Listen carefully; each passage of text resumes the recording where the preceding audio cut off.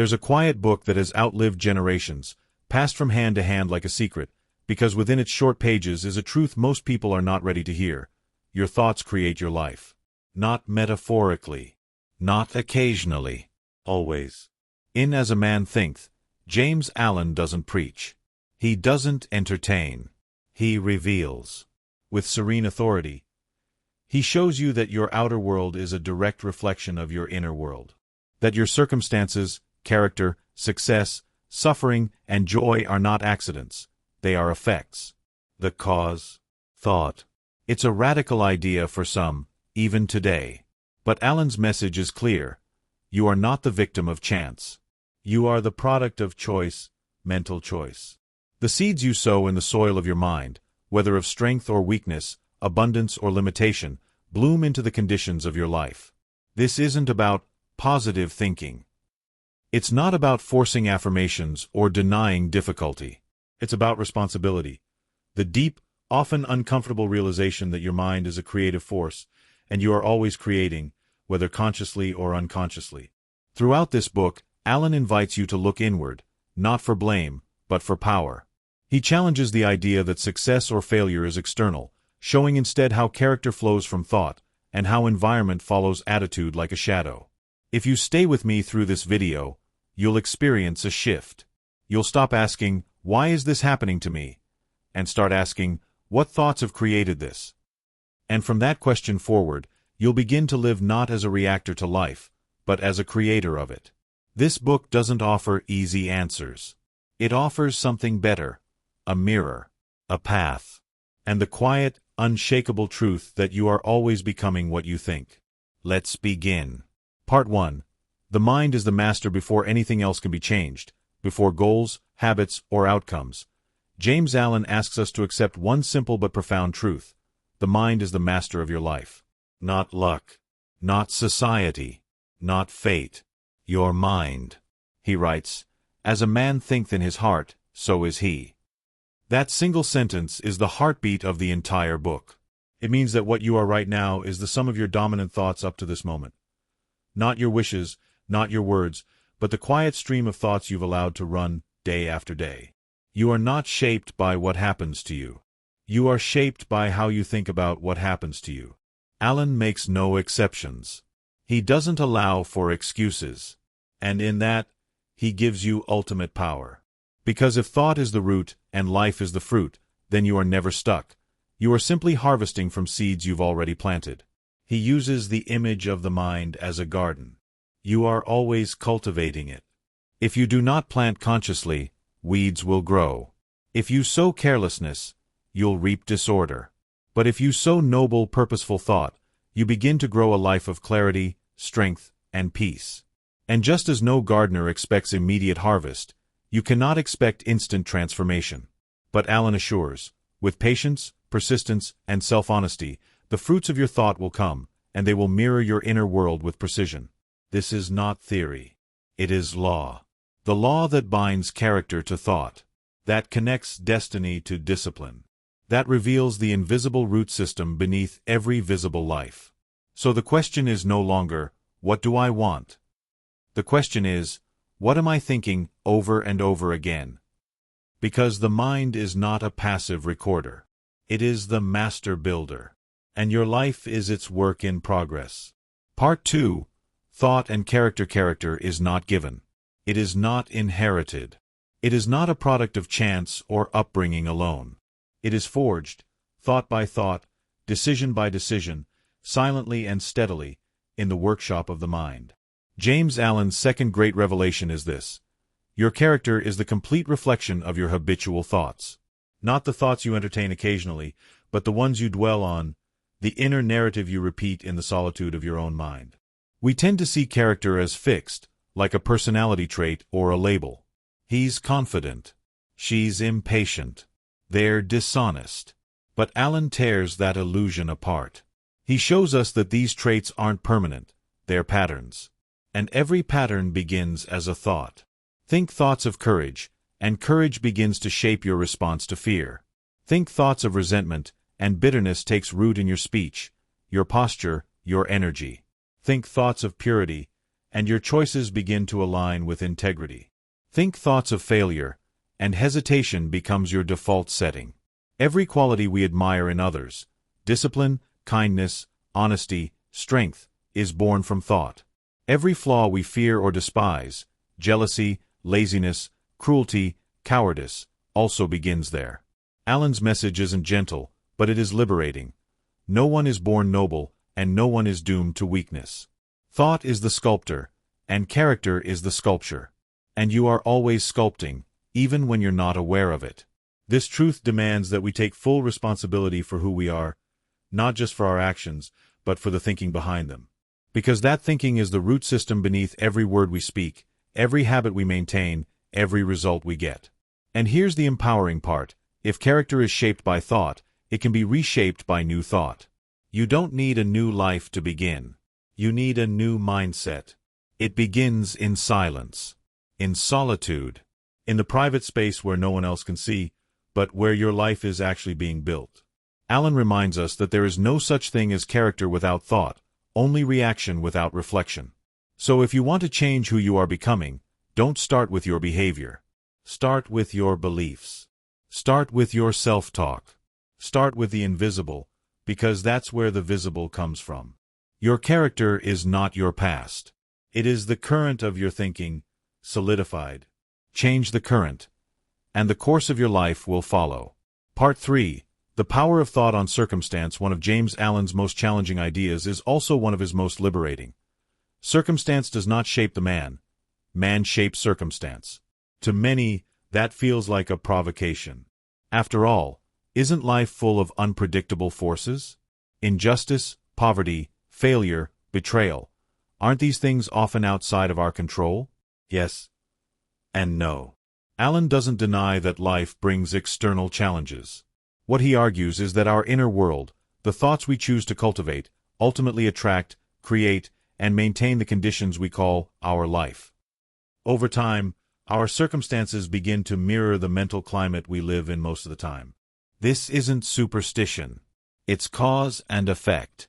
If you think thoughts of scarcity, you act from fear. You hesitate, you shrink, you miss opportunity. If you think thoughts of resentment, you erode your relationships with quiet hostility. If you think thoughts of self-pity, you stop growing and start justifying stagnation. Thought becomes action. Action becomes habit. Habit becomes environment. And environment becomes destiny.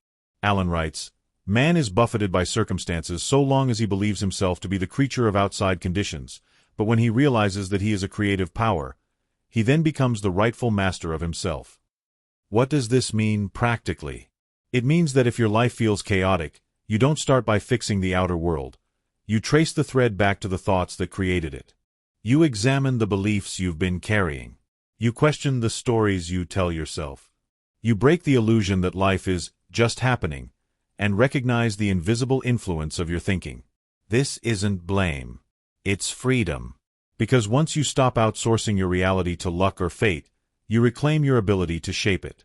You stop living in reaction and start living in authorship. Allen insists, there is no such thing as permanent bad luck. Only permanent mental patterns that create repeated results. And those patterns can be changed.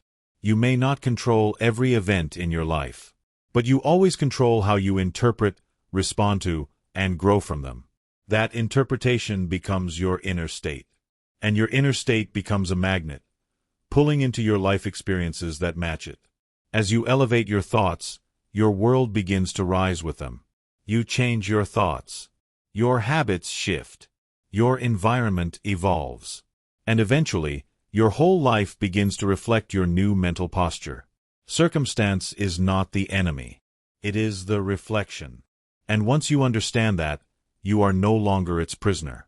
You become its author. Part 4. The Seed and the Soil. Cause and effect in life at the heart of As A Man Thinketh is a timeless principle that governs all growth, the law of cause and effect. And James Allen expresses it through one of his most powerful metaphors. Thought is the seed, and circumstance is the soil. Nothing in your life is random. Nothing arrives without a root. The conditions you experience, your relationships, your finances, your reputation, your health, are the visible outgrowth of invisible seeds that were planted in the mind. Every act was first a thought. Every result was once an intention. Every failure and every triumph began in the unseen world of thought, sometimes long before the result appeared. This principle removes the illusion of separation between inner and outer. Alan doesn't just say that thoughts matter. He says they govern everything. And just like natural law, this law doesn't reward ignorance. If you sow thorns, you can't expect figs. If you sow doubt, fear, and complaint, you cannot reap confidence, abundance, or joy. This is not punishment. It's simply process. The law is neutral. But once understood, it becomes powerful. You stop being shocked by your results. You stop calling success lucky and hardship unfair. Instead, you begin tracing your experiences back to the thoughts that shaped them. Alan writes, "Men are anxious to improve their circumstances, but are unwilling to improve themselves. They therefore remain bound." This is where most people get stuck. They try to upgrade the results of their life without upgrading the thinking that produced those results. They chase new strategies, new relationships, new environments, without addressing the one constant in all of it: themselves. But once you begin planting new thoughts, of responsibility, clarity, perseverance, forgiveness, you begin altering your inner world. And like any seed, that change takes time.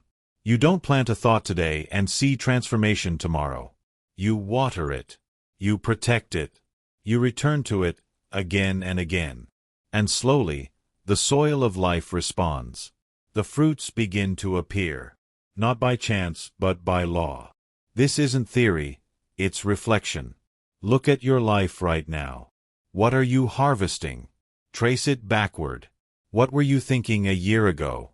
What fears or dreams were you feeding daily? What mindset were you rehearsing? You'll find the cause. And that's the most empowering message of this part of Alan's work. If you want a different harvest, you don't need new luck. You need new seeds. Part 5, Vision, Ideals, and the Silent Power of Aspiration. James Allen believed in vision, not as fantasy, but as spiritual architecture. To him, an ideal is not just something to dream about, it's a blueprint for being. It is the mental image of who you are becoming, and it holds a kind of magnetic pull that reshapes your life from the inside out. He writes, "You will become as small as your controlling desire, as great as your dominant aspiration." In other words, you grow in the direction of your highest thought. If you aim low, you stay low. If you feed shallow wants and chase fleeting comforts, your character and your circumstances will reflect that. But if you hold in your mind a clear, noble vision, something bigger than fear, louder than doubt, you begin rising to meet it. And this happens quietly. Alan emphasizes that aspiration doesn't shout. It whispers. It stirs in moments of solitude. It's the silent knowing that you were made for more, not in terms of status, but in terms of strength, clarity, and contribution. And yet, most people abandon their ideals far too soon. Life gets difficult. The path narrows. Doubt creeps in. And so they lower their expectations. Not because they've outgrown their dreams, but because they've stopped believing in the power of their own thought. Alan urges us to do the opposite. He says that your ideal is sacred. It is the compass of your becoming. And while you may not manifest it instantly, the act of holding it, day after day, shapes your actions, your language, your habits, your posture, and your very presence. Your vision disciplines you. It uplifts you. It purifies you. It becomes the standard against which your lesser thoughts are exposed, and eventually replaced. But that only happens when you keep your vision in front of you. Not as a fantasy to escape into, but as a future to grow into. And here's where Alan's teaching cuts deeper than self-help. He insists that your outer life will never rise higher than your inner vision. Not sustainably. Not authentically. You must see it inside before you'll ever hold it outside. So ask yourself, what do I consistently envision? What ideals am I honoring with my thoughts? Have I traded vision for comfort, or do I still believe in what I was made to become? Because thought is not just reactive, it's directive. It leads you. And vision is thought, on purpose with power. Hold it long enough, believe it deeply enough, and life will begin to bend in its direction. not because you forced it, but because you aligned with it. Part 6, Serenity. The crown of self-mastery. All growth leads here. All discipline, all vision, all self-reflection. It culminates in one quiet, powerful state: serenity. James Allen doesn't define success in terms of wealth or fame. He defines it as inner calm, a mind no longer tossed by fear, doubt, impulse, or reaction. A person who has mastered their thoughts has mastered their emotions. And a person who has mastered their emotions moves through the world not with noise, but with depth. He writes, "Calmness of mind is one of the beautiful jewels of wisdom. It's not weakness. It's not passivity. It's power, refined, directed, still." The truly serene person is not the one who avoids chaos. It's the one who stands unshaken in the middle of it. The one who no longer lashes out in anger, collapses in fear, or clings to blame. Why? Because they've seen the root of all turmoil, and it lives in undisciplined thought. You cannot control the world, but you can govern your responses. You can slow your breathing. You can choose your words. You can watch your mind with awareness, rather than follow it blindly. This is what serenity is: mental sovereignty. It's not given, it's earned. Through observation, through restraint, through the repeated choice to rise above reaction and return to reason. It is not cold detachment, it is warm presence. It is choosing stillness over storm, clarity over confusion, peace over pride. Allen doesn't romanticize this state. He presents it as the natural reward of a well-governed mind. Just as water becomes still when the wind stops, the soul becomes serene when thought is purified. And from that stillness comes wisdom. Others begin to sense it. They feel your presence. Your energy doesn't spike or collapse. You become a center of gravity. A person others trust, not because you force authority, but because your calm is authority. This is not reserved for monks or mystics. It is available to anyone who does the inner work. Anyone who watches their thoughts, tends to their emotions, and refuses to be ruled by impulse. Because serenity isn't the absence of pressure. It's the presence of self-possession. And that is the true measure of mastery. Part 7, The Thought-Built Life. Becoming what you think. James Allen doesn't leave us with abstraction. He brings us full circle, to a truth both sobering and empowering. Your life is what your thoughts have made it. Nothing more. Nothing less. This is the essence of the thought-built life.